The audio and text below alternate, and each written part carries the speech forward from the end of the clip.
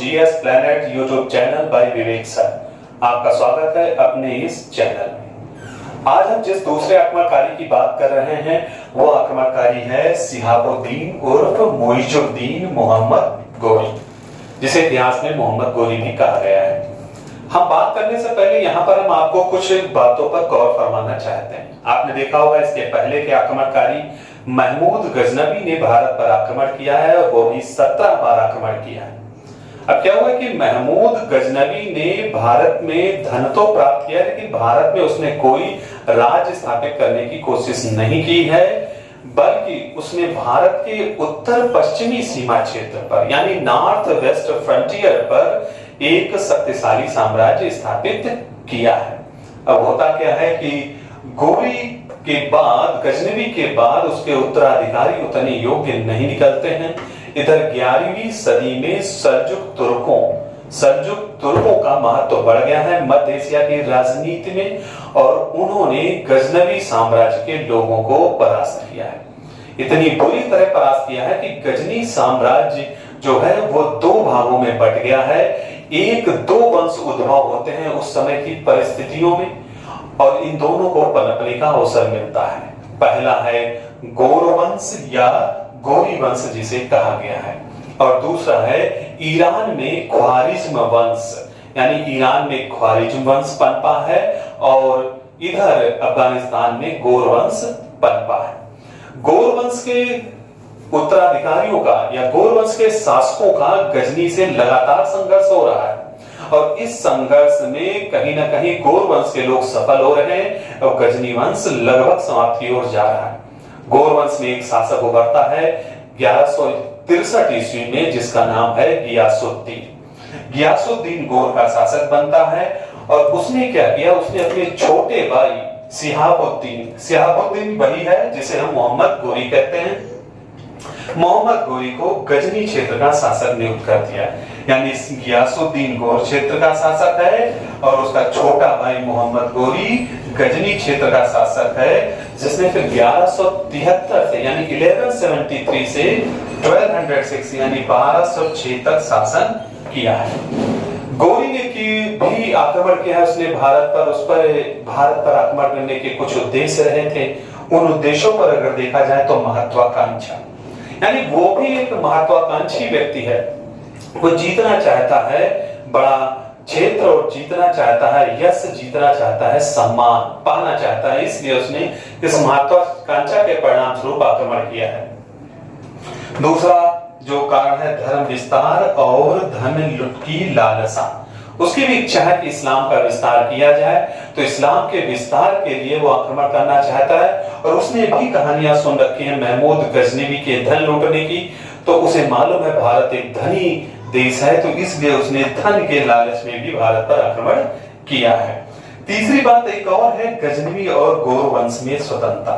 गजनवी और गौर वंश में शत्रुता चल रही है, जिसके कारण गौर वंश ने देखा है कि उसे गजनी वंश की तरफ अभी विस्तार कर पाना अगर नहीं संभव दिख रहा है, तो वो लोग इसके पूर्व में कौन है, भारत देश है, भारत की तरफ आक्रमण करना चाहते हैं।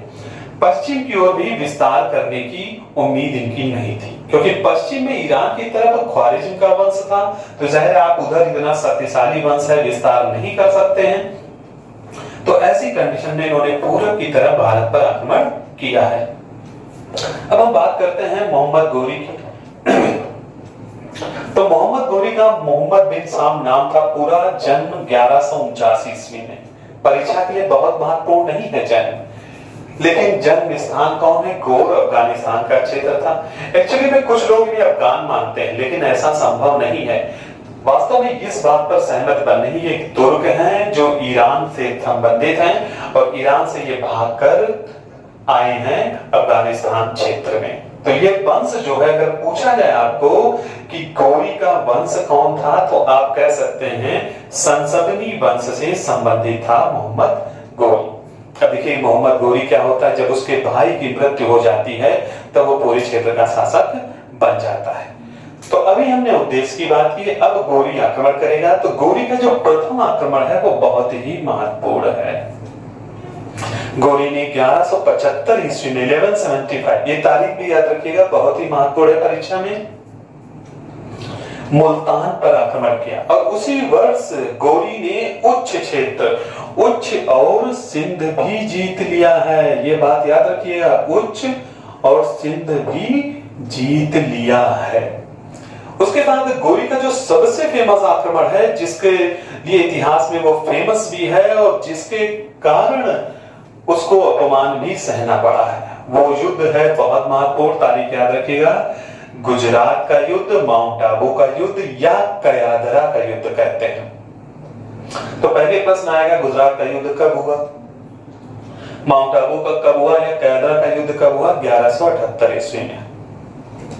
देखिए, उसने गुजरात की प्रशंसा सुन रखी थी कि गुजरात एक बहुत धनी प्रांत है, इसलिए वो गुजरात को लूटना चाहता था। उसने सुन रखी थी ये कहानियां गुजरात की धनी होने की। लेकिन उस समय गुजरात का राजा जो था, उस समय गुजरात का राजा था भीमदेव सेकंड, जिसे मूलराज द्वितीय भी कहते हैं, यानी he was also known as Bhimdev second and Mulraj second.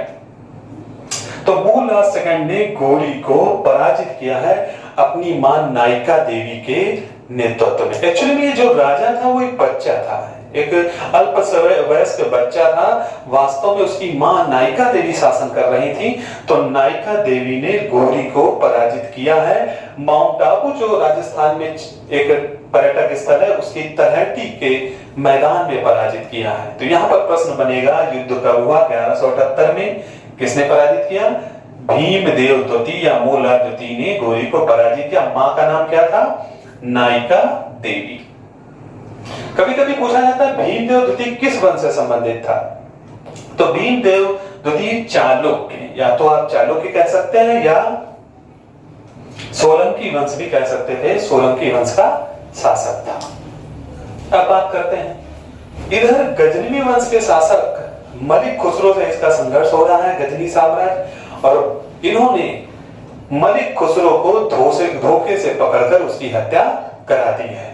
तो आपसे ये भी प्रश्न पूछा जा सकता है कि गजनवी वंश का अंतिम शासक कौन था? गजनवी वंश का अंतिम शासक था मलिक खुसरो। इस प्रश्न पर जरूर ध्यान दीजिए, कौन था शासक अंतिम? मलिक खुसरो।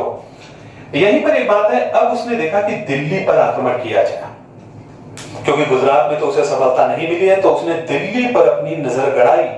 और दिल्ली के बारे में दो प्रश्न बहुत आते हैं कि दिल्ली की स्थापना कब हुई? 8वीं सदी में, और इसकी स्थापना की है तोमर शासक अनंगपाल ने।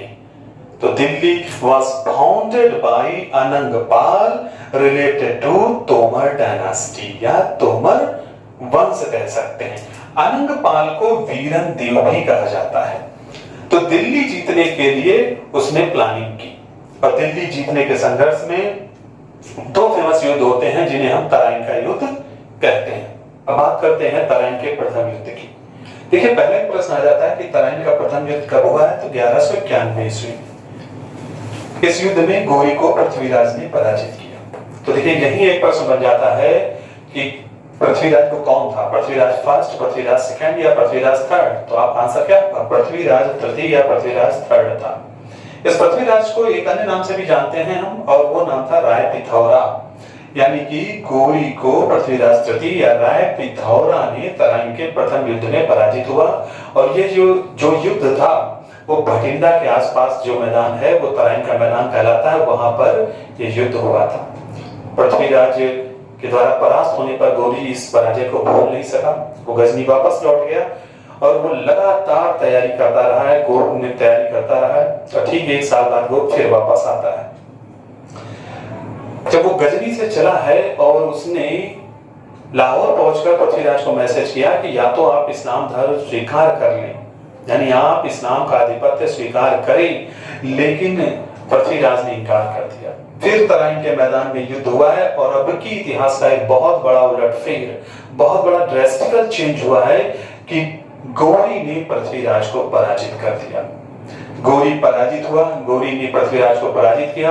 और कहते हैं पृथ्वीराज घोड़े पर बैठकर युद्ध के मैदान से निकल रहा था कि तभी हरियाणा में एक जगह पड़ती है सुरसती, जिसे आजकल हम कह सकते हैं आधुनिक सिरसा नामक स्थान है हरियाणा जिले में। वहां पर गौरी ने पृथ्वीराज को पकड़ा और पृथ्वीराज की हत्या कर दी गई। ये बात कही गई है। हालांकि पृथ्वीराज की डेथ पर इतिहासकारों में अलग अलग मत है।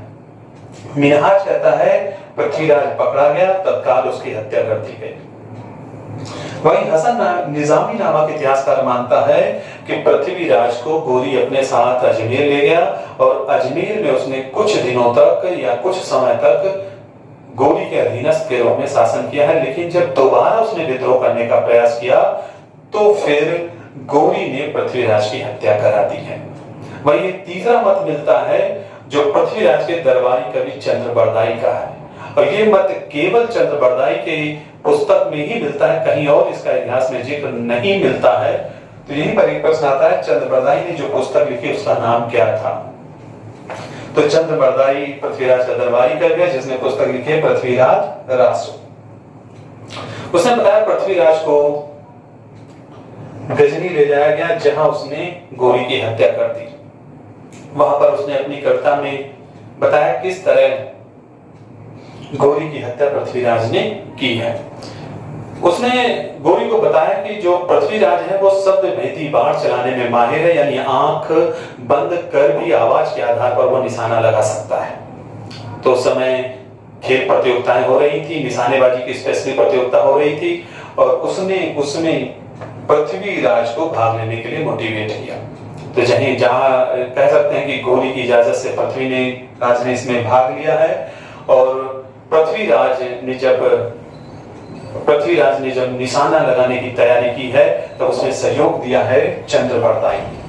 तो गौरी ने जब आदेश दिया कि निशाना चलाया जाए तो आंख में जो पट्टी बंधी हुई थी पृथ्वीराज की, और कविता के माध्यम से चंद्रबरदाई ने बताया, सहायता की कि कितनी दूरी पर गौरी बैठा हुआ है। वहां पर एक कविता उन्होंने कही है, 4 बांस 24 गज, यानी 4 बांस और 24 गज की दूरी पर है। 4 बांस 24 गज, अंगुल अष्ट प्रमाण, ताव पर सुल्तान है मत चूको चौहान, यानी चौहान सिर्फ 4 उंगली की बात है और इतनी दूरी पर सुल्तान बैठा हुआ है, आप बाण चला दो। और कहते हैं कि पृथ्वीराज ने तीर चलाया और वो तीर सीधे गौरी के सीने में लगा और गौरी वहीं पर तड़प तड़प कर मर गया। लेकिन इस वृत्तांत को, इस कहानी को सिर्फ चंद्रबरदाई बताता है। अब बात करते हैं आगे। अब इधर गौरी अपने जीते हुए क्षेत्रों पर अपने एक सरदार ऐबक को नियुक्त कर गया भारत में, और वो वापस चला गया है अपने अफगानिस्तान। अब इधर क्या होता है, इधर फिर 1194 ईस्वी में गौरी वापस भारत आता है, और यहां आपने देखा है कि चंदावर के युद्ध में उसने गहरवाल वंश के शासक जयचंद को पराजित किया। तो यहां देखिए प्रश्न बनता है कि चंदावर का युद्ध कब हुआ? 1194 ईस्वी में। और दूसरा प्रश्न बनता है कि गौरी ने जयचंद को पराजित किया।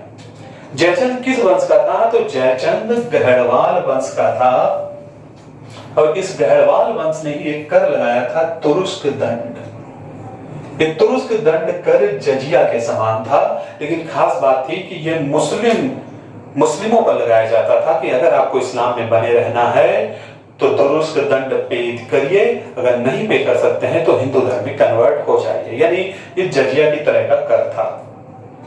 जयचंद अकेले लड़ना पड़ा और जयचंद पराजित हुए हैं, और जयचंद और पृथ्वीराज का भी संघर्ष इसके पहले होता रहा है। इसका एक छोटी सी कहानी याद आ रही है। कहानी ये थी, और कहीं न कहीं वो जयचंद और पृथ्वीराज के रिश्तों में बहुत बड़ी कड़वाहट की बात बनी। हुआ क्या था कि इधर जयचंद की पुत्री संयोगिता और पृथ्वीराज की प्रेम कहानी नजर आती है, और जब जयचंद को पता चला तो उसने एक स्वयंवर का आयोजन कराया। उस स्वयंवर में सभी राजपूत राजाओं को बुलाया, केवल सबसे शक्तिशाली राजा पृथ्वीराज को नहीं बुलाया। लेकिन पृथ्वीराज को जब खबर मिलती है तो पृथ्वीराज पहुंचता है उस स्वयंवर स्थल पर वेश बदलकर। इधर जयचंद ने पृथ्वीराज के अपमान के लिए स्वयंवर स्थल के आखिरी छोर पर यानी गेट पर मूर्ति मिट्टी की बनवा रखी है पृथ्वीराज की, एक द्वारपाल के भेष में। यानी कि वो बताना चाहता था कि तुम्हारा स्टेटस मेरी नजर में ये है। लेकिन जब स्वयंवर स्तर पर संयोगिता आई तो उसने सभी राजकुमारों को देखा, और आखिरी में चलते हुए जब गेट की तरफ गई तो मूर्ति के रूप में जब उसने पृथ्वीराज की मूर्ति को देखा तो उसे ही माला पहना थी। तो इसने में ही हल्ला मच गया कि एक मूर्ति कि ये हैसियत और जीवित लोगों की हैसियत नहीं, और वहीं पर पृथ्वीराज संयुक्ता पर घोड़े पे ले जाकर भाग जाता है। तो यह बात बहुत बड़े तनाव का कारण बनी थी जयचंद और पृथ्वीराज की। इसलिए कहते हैं कि जयचंद ने तराइन के द्वितीय युद्ध में गौरी की मदद की थी, लेकिन गौरी को इन सबसे कुछ नहीं लेना था। तो गौरी ने पहले पृथ्वीराज को समाप्त किया, उसके बाद उसने जयचंद को भी पराजित कर दिया है। इधर जब गौरी यहां से फिर वापस चला गया है, तो इधर ऐबक जो उसके क्षेत्रों का प्रतिनिधि है, उसने गुजरात पर अटैक किया है और गुजरात की राजधानी अनिलवाड़ को जीत लिया है। राजा भीमदेव द्वितीय पराजित किया है हुआ है। और इधर गौरी के एक सरदार जिसका नाम था इख्तियारुद्दीन मोहम्मद बिन बख्तियार खिलजी, यानी बख्तियार खिलजी ने दो क्षेत्रों को जीत लिया। एक साधारण सरदार था और वो था बंगाल और बिहार। तो आपसे पूछा जाए इतिहास में कि बिहार को किसने जीता, तो आप बताएंगे बख्तियार खिलजी ने। यहीं पर एक प्रश्न और महत्वपूर्ण आता है कि इसी बख्तियार खिलजी ने नालंदा विश्वविद्यालय को नष्ट कर दिया है, और इसी ने विक्रमशिला के जो विद्या केंद्र है, कॉलेज को है, उसको भी इसने नष्ट किया है बख्तियार खिलजी ने। इस पर प्रश्न आपके एग्जाम में बहुत आता है। इधर भारत में उसके सरदार जीत रहे थे, और इधर पश्चिम में वो गोर प्रदेश के पश्चिम में ख्वारिज्म, ईरान के ख्वारिज्म शासकों से वो युद्ध में लगा हुआ था, संघर्षरत था। इधर 1205 ईस्वी का युद्ध बड़ा खतरनाक हुआ। इस युद्ध में अंधकुद के युद्ध में गौरी पराजित हुआ, बहुत बुरी तरह पराजित हुआ। उसे जान बचाकर भागना पड़ा है अपनी राजधानी की ओर। तो इस बात का प्रभाव उसके सम्मान पर पड़ा है, उसका सम्मान कम हो गया है, उसकी प्रतिष्ठा कमजोर हो गई है। तो इस प्रतिष्ठा को बढ़ाने के लिए उसने फिर भारत पर आक्रमण किया। तो इधर गौरी की मृत्यु की अफवाह सुनकर पंजाब के क्षेत्र में खोखर जनजाति के लोगों ने विद्रोह कर दिया। उस खोखर जनजाति के विद्रोह को दबाने के लिए 1205 में वो फिर भारत आता है, और यहाँ पर खोखर जनजाति के लोगों को बुरी तरह पराजित करता है और उनका कत्लेआम करा देता है। इधर गौरी इन सब में इन्वॉल्व है कि जब गौरी वापस जा रहा है, तो 15 मार्च 1206 ईस्वी में, तारीख याद रखिएगा और सन भी याद रखिएगा, 15 मार्च 1206 में सिंधु नदी, तो आपसे पूछा जाएगा किस नदी के तट पर उसकी हत्या हुई, आप बताएंगे सिंधु नदी के तट पर, और स्थान दमयन। यानी पक्ति अगर देखा जाए तो एक है, लेकिन क्वेश्चन कई बनते हैं। कब? 15 मार्च 1206, किस नदी? सिंधु नदी। कहां पर? दमयत नामक स्थान पर। जब शाम की वो नमाज पढ़ रहा था, तभी नमाज पढ़ते वक्त खोखर जनजाति के लोगों ने उसकी हत्या कर दी। इतिहासकारों का एक वर्ग मानता है कि करमातियों के गिरोह ने उसकी हत्या कर दी। करमाती एक संप्रदाय होता है, ये संप्रदाय जिसमें खासकर हिंदू धर्म और बौद्ध धर्म की विशेषताएं पाई जाती हैं। ये थी गौरी की यहाँ पर कहानी। तो आज गौरी की कहानी पर हम चर्चा करते हुए कुछ उसके सिक्कों पर भी बात करते हैं। बात करते हैं गौरी के सिक्कों की। तो कि गौरी ने वही राजपूती स्टाइल के सिक्के चलने दिए हैं, बस थोड़ा सा अंतर किया है। और इन पर एक प्रश्न पूछा जाता है कि गौरी ने लक्ष्मी जी की आकृति वाले सिक्के चलाए, यानी कि लक्ष्मी जी की आकृति वाले सिक्के किसने चलाए? वो गौरी ने ही चलाए। यानी वही राजपूती स्टाइल के सिक्के हैं, उनमें कुछ थोड़ा बहुत उसने फेरबदल किया है। उसके सिक्कों पर शिव के बैल यानी नंदी की आकृति में मिलती है। तो शिव की बैल की आकृति जिन सिक्कों पर मिलती है, वो सिक्के किसने चलाए? गौरी ने चलाए। यहीं पर मैं एक बात और आपको याद दिलाना चाह रहा हूं गजनवी के संदर्भ में। गजनवी याद रखिए, वही गजनवी जिसने गौरी से पहले आक्रमण किया था, यानी महमूद गजनवी। वही गजनवी जिसने भारत पर 17 बार आक्रमण किया, वही गजनवी जिसने सोमनाथ मंदिर पर आक्रमण किया। उसके सिक्कों के बारे में बात करते हैं यहाँ पर, और वो है महमूद गजनवी के सिक्कों पर संस्कृत में अव्यक्त मेकम मोहम्मद अवतारा लिखा हुआ है, और साथ ही में जो कलमा होता है मुस्लिम्स में, कलमा का संस्कृत में अनुवाद लिखा है। यानी कलमा के संस्कृत अनुवाद वाले सिक्के या अव्यक्त मेकम मोहम्मद अवतारा शब्द वाले सिक्के चलाए हैं महमूद गजनवी ने। गजनी के सिक्कों को एक नाम और दिया गया है, गजनवी के सिक्कों को दिल्ली वाला सिक्का भी कहा गया। तो आपसे पूछा जाएगा कि किसने दिल्ली वाला सिक्का चलाए। मान लीजिए ऑप्शन दो ही है, महमूद गजनवी और मोहम्मद गोरी। तो you have to tick on Mahmud Ghaznavi, याद रखिएगा। और उसने शारदा लिपि होती है, लिपि होती है जैसे द्रविड़ लिपि होती है, जैसे कि आप जानते हैं कि नागरी लिपि होती है, वैसे ही शारदा लिपि होती है। तो शारदा लिपि वाले सिक्के भी किसने चलाए? तो आंसर होगा महमूद गजनवी। आई थिंक आज का सेशन आपको समझ में आया होगा। मोहम्मद गोरी के बारे में जो महत्वपूर्ण प्रश्न है परीक्षा की तरफ से मैंने आपको बताए हैं। आई थिंक आपको चीजें समझ में आई होंगी। अगर आपको ये सेशन ठीक लगा है, अच्छा लगा है, तो आप इसे शेयर करें, लाइक करें, सब्सक्राइब करें और कमेंट जरूर करें, क्योंकि कमेंट मोटिवेट करते हैं व्यक्ति को।